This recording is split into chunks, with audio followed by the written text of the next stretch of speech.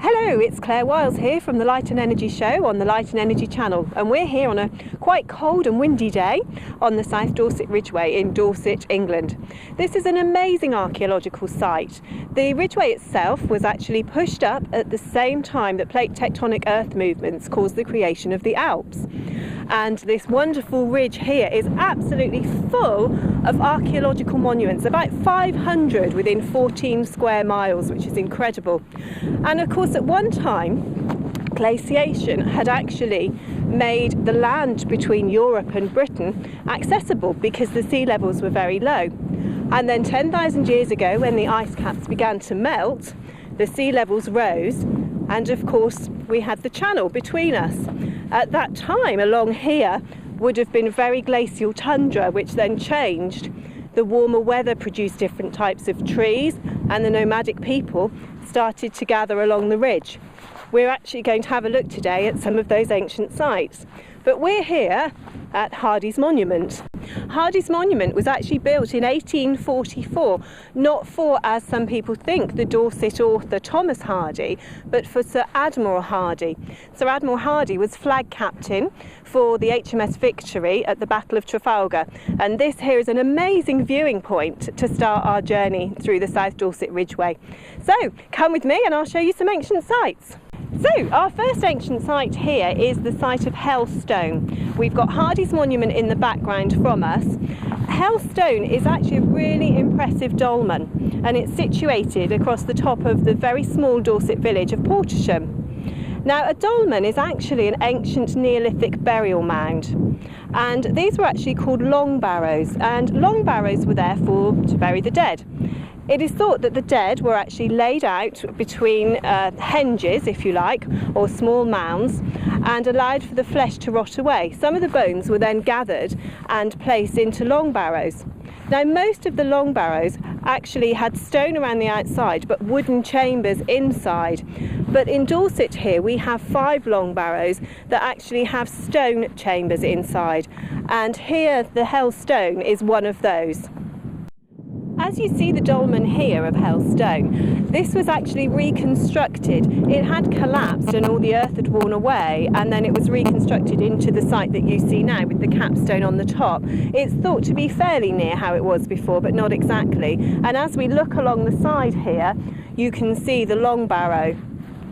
What we're actually going to do now is place a small ametrine crystal. Ametrine is a wonderful crystal. It's a mix between amethyst and citrine. Beautiful, beautiful healing crystal. And I'm going to leave this as a memory of our visit to Heathstone.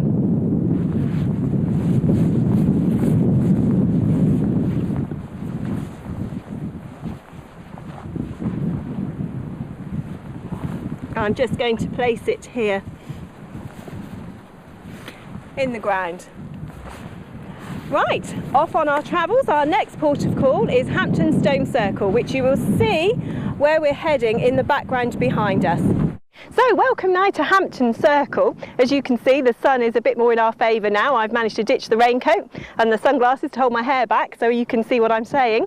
We've got Hardy's Monument behind us, so you can just about see that in the distance. Hampton Circle is a Neolithic circle, and it's made of flinty conglomerate stones, the same sarsen stones, but more conglomerate in texture. And it's one of the reasons why actually dating and excavation is really important on stone circles.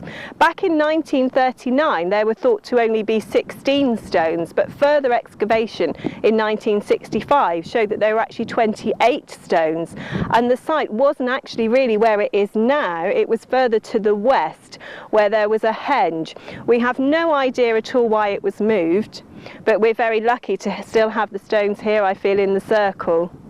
So just like at Heathstone, we're going to leave an ametrine crystal by this absolutely fantastic hawthorn here.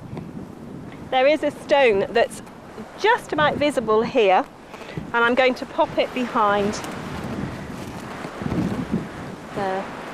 The site itself dates back to around 2200 to 1400 BC, and across to the east you can see a line of barrows. And Peter Knight, in his book Ancient Stones of Dorset, mentions that from Heathstone you can actually see the equinox sun setting behind Hampton Circle. What a marvellous thing that must have been to have seen that view. And we're going to leave you now and move on to our next site, which is Mare and her colts. We're now here at Mare and her colts, an absolutely magnificent Neolithic long barrow. As you can see, about 20 metres of this earthen mound, which goes along to cover a single burial chamber here, headed by huge sarsen stones. This sarsen stone here, as you can see, is very similar to the conglomerate stone seen at Hampton Circle, whereas if we walk around here to the other large stone, here you can see it's a much finer sandstone. The sarsen stones are actually silicified sandstone of tertiary age, when most of southern England was covered by a tertiary sandstone layer, and it covers some of Dorset and Hampshire as well. Magnificent stones. According to Peter Knight, one of the stones is a male and one of the large stones is a female, and the site is on a major ley line, which gives rise to the energy that we can detect here. Although it's quite a windy day here at Mare and her colts, I'm going to actually use the dowsing rods to see what I can pick up going across the top of the long barrow.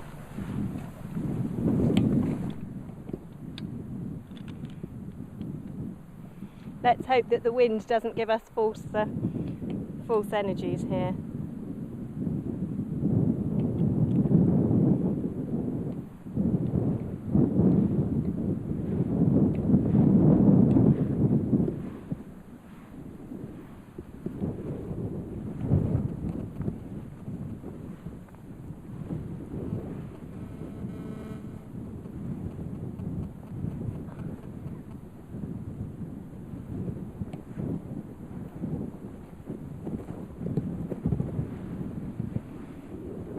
Okay, as you could see, as I walked towards the burial chamber, there was a strong crossing of the dowsing rods, picking up the energy from these particular stones.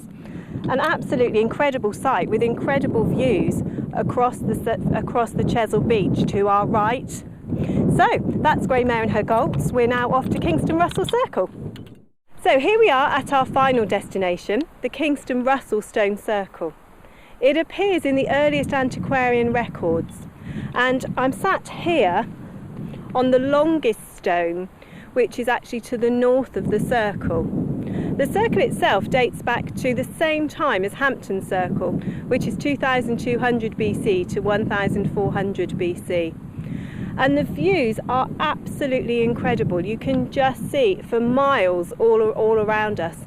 It's absolutely incredible, and the energies here are amazing. I'm just going to walk towards the middle of the circle to see if we can pick up on some of those energies, although the wind is a bit against us today.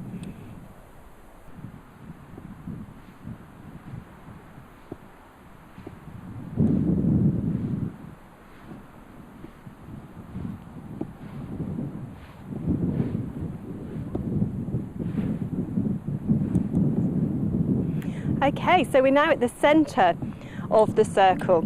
It is thought that the stones were placed in a circle because of the energy that they emitted. When placed in a circle, the energies overlap, which then locks that incredible energy into the middle of the circle. And you can really feel it here. It's just amazing.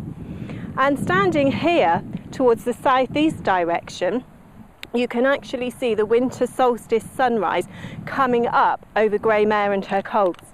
What an amazing sight that must have been.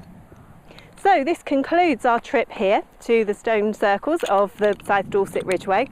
I hope you've enjoyed your tour. All the information and the show notes can be found on our website, again with maps, so that if you want to visit these sites yourself, you'll have the information. So at www.thelightenenergychannel.tv. You can also find us on Facebook. Our next show may be from the South Dorset Ridgeway, looking at the Beaker folk of the Bronze Age and their tumuli burial mounds that are here then. So, Enlighten Energy from me, Claire Wiles, goodbye.